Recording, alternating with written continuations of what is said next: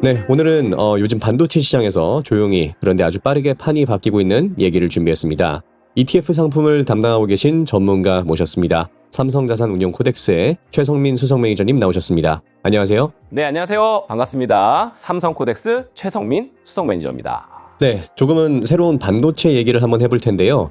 지난 2, 3년 동안 AI 하면 무조건 GPU였습니다. 그래서 엔비디아 항종목이 시장을 다 끌고 갔었는데 자, 요즘은 CPU 얘기가 부쩍 많이 들립니다. 네, 분위기가 달라졌습니다. 지난 4월 말에 인텔 실적이 나온 날이 상징적이었는데요.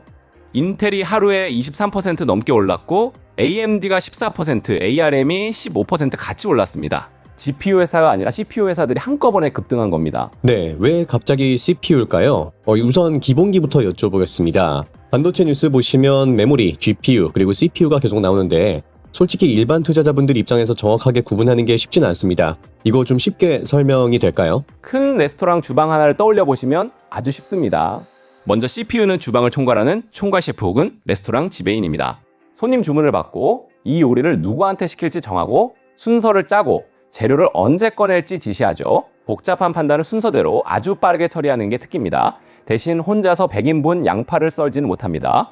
그럼 양파 같은 재료 준비는 누가 하는 거죠? 그게 GPU입니다. GPU는 단순 작업을 동시에 하는 조리보조예요. 채소 다 썰어 하면 양파, 대파, 쪽파든 동시에 달려들어 순식간에 끝냅니다.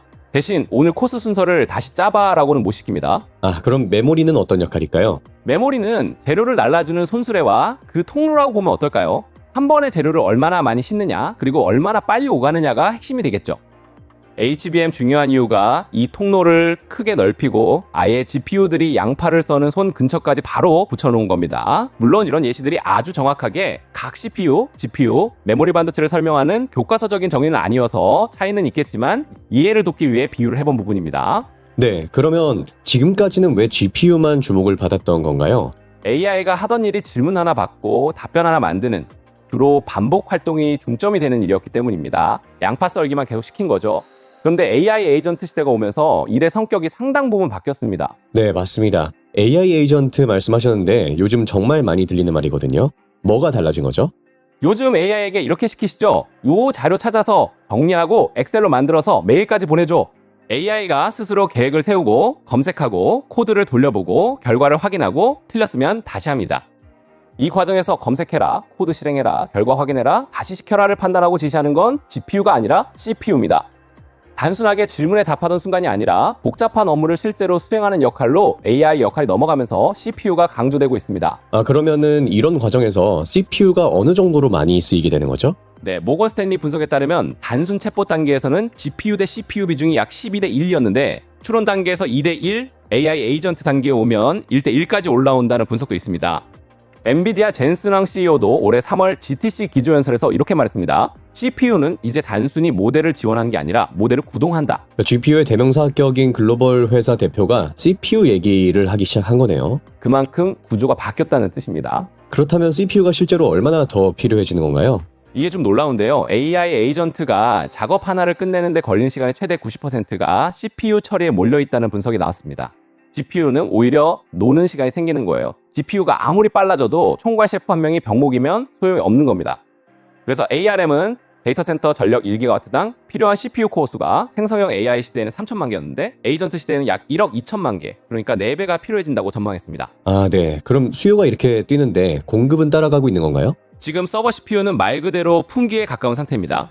인텔과 AMD는 CPU 가격 인상에 나섰고 평균 납기도 대폭 늘었습니다. 그러니까 저희가 이 메모리 반도체에서 봤던 병목과 좀 유사한 흐름인 것 같네요. 그럼 CPU 시장이 커진다고 보시는 건가요? 그렇습니다. 여기에 빅테크들이 CPU를 직접 만들겠다고 뛰어들었어요. 엔비디아는 차세대 CPU인 베라를, 구글은 엑시온을, 마이크로소프트는 코발트를 내놨습니다. 그러다 보니 뱅크 오브 아메리카는 2030년 글로벌 서버 CPU 시장 규모 전망을 기존 1250억 달러에서 1700억 달러, 우리 돈 258조 원 수준으로 상향했습니다. 그러면 지금 서버 CPU 시장이 얼마나 되나요? 2025년이 350억 달러였습니다. 5년 만에 5배 가까이 커지는 시장인 거죠. 아, 네. 그러면 이 시장에서 수혜를 볼 플레이어는 누구를 좀 기대해 볼 수 있을까요?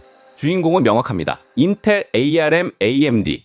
이 세 회사가 서버 CPU 시장을 주도하고 있습니다. 아, 네. 그럼 하나씩 한번 짚어주시면 좋을 것 같습니다. 인텔 한번 설명해 주실 수 있으실까요? 그 전에 개념 하나만 정리하고 갈게요. 요즘 자료를 보면 CPU를 범용 CPU와 AI CPU로 나눠서 설명하는데요. 범용 CPU, 이른바 X86은 인텔과 AMD가 쓰는 방식입니다. 한마디로 만능형 인재예요. 복잡한 명령을 통째로 하나씩 아주 빠르게 처리합니다. 지금 전 세계 서버에 깔린 소프트웨어 대부분이 X86 위에서 돌아갑니다. 성능도 성능이지만 호환성이 큰 장점이죠. 대신 전기를 많이 먹고 열이 많이 납니다. 그리고 그 시장을 인텔이 잡고 있는 거고요. 네, 범용 서버 CPU에서 여전히 높은 점유율을 쥐고 있습니다. 최근에 카드가 2장 더 생겼는데요. 하나는 엔비디아와의 파트너십입니다. 엔비디아가 인텔에 지분을 일부 투자하면서 엔비디아 AI 서버에 들어갈 맞춤형 X86 CPU를 함께 개발하기로 했습니다. 일회성이 아니라 여러 세대에 걸친 계약이라는 점이 중요합니다. 또 하나는 구글과 맺은 제온 CPU 장기 공급 계약입니다. 향후 서버 CPU 내의 포지션을 보다 안정적으로 구축할 수 있는 포인트죠. 여기에 파운드리, 즉 자체 생산 공장이 있다는 점도 지금 국면에선 강점입니다. 남들이 TSMC 줄 서서 기다릴 때 인텔은 직접 물량을 늘릴 수 있거든요. 그럼 아까 말씀하신 AI CPU는 어떤 게 다른 거죠? AI 데이터 센터 특화 CPU라고 보시면 되고요. 전성비 특화 전문가라고 보셔도 됩니다. 여기서 전성비는 전력 대비 성능 비율이고요. 이제는 전력 소비를 제어하는 게 데이터 센터의 핵심이니까요. 명령어를 잘게 쪼개서 단순하게 만들고 대신 코어를 아주 많이 넣습니다. 전기 효율도 좋지만 복잡한 계산 하나를 빨리 하는 것보다 수많은 요청을 효율적으로 정리하고 배분하는 데 강합니다. 네, 그러니까 정말 이 AI 데이터 센터에 적합한 그런 장점이라고 볼 수 있겠네요. 자, 근데 ARM은 원래 설계도만 팔고 로열티 받는 그런 회사 아니었나요? 정확합니다. 그런데 ARM이 최근에 큰 변화를 선언했습니다. 오랫동안 설계도 기반으로 로열티를 받는 회사였는데 창사 35년 만에 처음으로 올해 3월 자체 칩 ARM AGI CPU를 직접 만들어 팔겠다고 선언했습니다. 매출 구조를 확대하겠다는 의미고요. 이미 소규모 생산을 하고 있고 TSMC와 향후 지속 협력해서 양산에 들어가겠다는 포부를 밝히고 있습니다. 아, 네. 그 이름에 AGI가 들어가는데 이게 그 범용 인공지능이 맞죠? 저도 그 부분이 재미있는 명칭 포인트라고 생각했는데요. 일단 ARM 뉴스룸을 참고하면 에이전틱 AI 인프라를 상징하는 것처럼 보입니다. 이 칩에 AI 전용 가속기가 따로 박혀 있는 건 아니고 전력 효율을 크게 끌어올린 서버용 CPU라고 이해하시는 게 정확합니다. 메타를 필두로 여러 빅테크 기업들을 고객사로 이끌어내고 있고요. ARM은 2025년 전체 매출이 47억 달러 수준인데 이 데이터 센터 사업에서만 26년 이후 5년 내 연 150억 달러 매출을 목표로 제시했습니다. 그러니까 기존 회사 전체보다 큰 숫자를 새로 만들겠다는 거네요. 그만큼 자신이 있다는 뜻이겠죠. 아, 네. 그러면 마지막으로 AMD는 어떤가요? X86 진영에서 인텔의 사실상 유일한 경쟁자로 취급되는데 데이터 센터 매출 관련 최근 성적표가 아주 좋습니다. 사실 AMD는 두 회사 대비 특징이 있는데요. 바로 CPU와 GPU를 모두 잘 만드는 회사라는 점입니다. 그래서 CPU와 GPU를 합치는 최근에 각광받는 기술에서 우위가 있고요. 하나 더 말씀드리면 앞선 두 회사보다 유연함이 있습니다. CPU 측면에서 인텔보다는 발열이나 코어 수면에서 우위가 있고 ARM보다는 호환성이 좋다는 부분이죠. 자, 그러면 시청자분들이 가장 궁금해하실 질문을 드릴게요. 셋 중에 하나를 고른다면 어디라고 보시나요? 그게 제일 어려운 질문이고 사실 지금 고르기가 정말 어렵습니다. 기존 데이터 센터가 AI로 업그레이드되는 시장에서는 호환성 때문에 인텔과 AMD의 X86이 경쟁력이 있습니다. 반대로 새로 짓는 대규모 AI 데이터 센터에서는 전기를 덜 먹는 AI CPU에 특화된 ARM이 빠르게 치고 들어옵니다. 그러니까 승자를 맞히기는 좀 어렵다는 말씀이신 것 같네요. 네, 그런데 중요한 건 이게 승자가 갈리는 싸움이 아니라 CPU라는 파이 자체가 커지는 국면이라는 겁니다. 그래서 한 종목을 고르기보다 세 회사를 다 담는 접근이 유효하다고 봅니다. 그래서 나온 상품이 오늘 소개해 주실 ETF군요. 맞습니다. 코덱스 미국 CPU 반도체 탑10 ETF가 상품명이고요.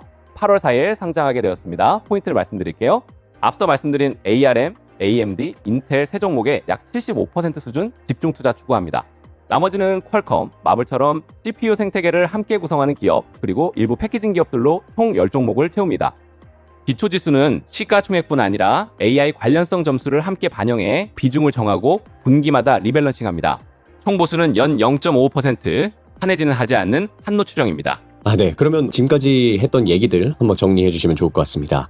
AI가 대답하는 단계에서 일하는 단계로 넘어가고 있습니다. 그리고 일을 시키려면 지시하는 사람이 필요하죠. 그동안 GPU만 보셨다면 이제 그 옆에서 새로운 판을 짜고 있는 CPU도 한번 눈여겨보실 때라고 말씀드리고 싶습니다. 이런 흐름을 10분 반영하여 삼성 코덱스에서 새롭게 출시하는 코덱스 미국 CPU 반도체 탑10 ETF에 많은 관심 부탁드립니다. 네, 지금까지 삼성 자산운용 코덱스 최성민 수석 매니저님과 함께 이 반도체의 새로운 흐름, 이 CPU에 투자하는 스마트한 방법에 대해서 알아봤습니다. 오늘 나와주셔서 감사합니다. 감사합니다.